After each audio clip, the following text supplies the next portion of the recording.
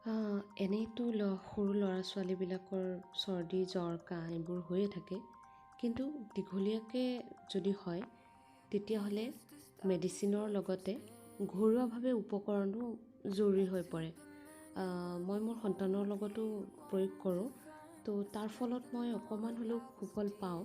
তো সেইকাৰণে মই আপোনালোকৰ ওচৰত শ্বেয়াৰ কৰিব ওলাইছোঁ ঘৰুৱা উপকৰণটো। আহকচোন চাওঁ।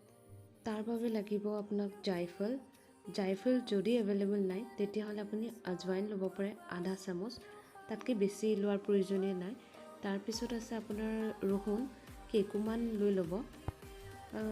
2 চামুচ মিঠাতেলত বৰ ধুনীয়াকৈ সেইখিনি মিশ্ৰণ কৰি অকণমান ভালকৈ গৰম কৰিব। মনত ৰাখিব কেৱল মিঠাতেল হোৱা জৰুৰী। তাৰপিছত অকণমান ঠাণ্ডা হ'ব দিব।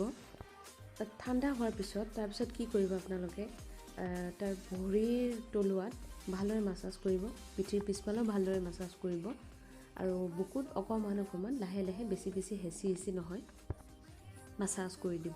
মনত ৰাখিব কেৱল খালি বেছি হেঁচি নকৰিব, এনেকুৱা ৰঙা হৈ যাব পাৰে। এই উপকৰণটো আপুনি 6 মাহৰ তলৰ শিশু আৰু ওপৰৰ শিশুৰ লগত প্ৰয়োগ কৰিব পাৰে।